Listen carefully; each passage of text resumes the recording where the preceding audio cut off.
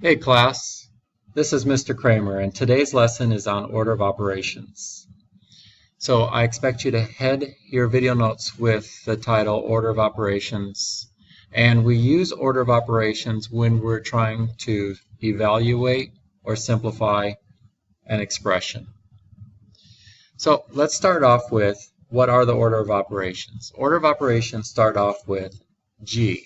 Now you may be familiar with PEMDAS, but P stands for parentheses, but there are many other types of parentheses, if you will. They look different, like brackets. Another example would be absolute value symbols, and there are many more. So I like to use G for grouping symbols. Grouping symbols. And sometimes grouping symbols are invisible. You just have to know that they're there. For example, when you have a fraction. When you have a fraction, you have to simplify the numerator first, and then the denominator, and then divide. And so there's invisible grouping symbols here. Next is exponents. Next thing we want to simplify, we want to do all the exponents.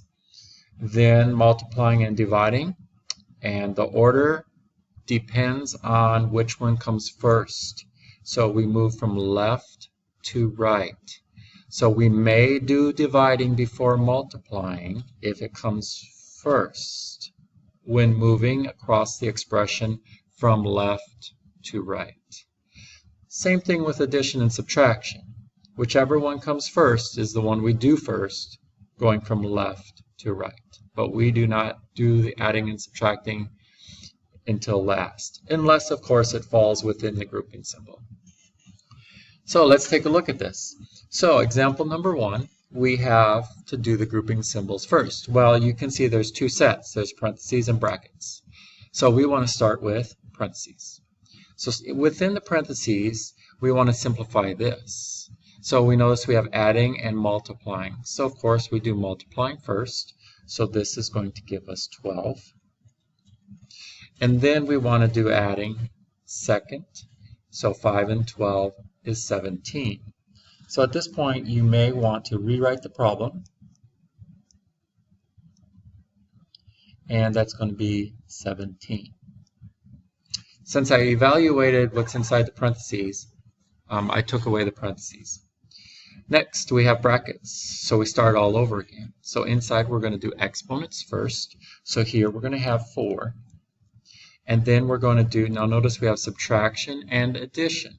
So notice we do the subtraction first because we start on the left and go to the right. So 3 minus 4 is -1. -1 plus 17 is 16. So now we have 2 times 16. And I left the brackets on because this denotes multiplication. Whenever you have a number next to a symbol, we are multiplying. Okay? So 2 times 16, and we evaluated this expression is 32.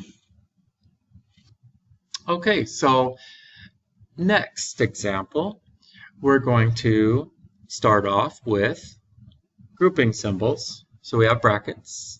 We have adding and multiplying, and as we go along this list, of course, we're going to do multiplying first. So 1 times 2 is 2, and then adding 6 plus 2 is 8.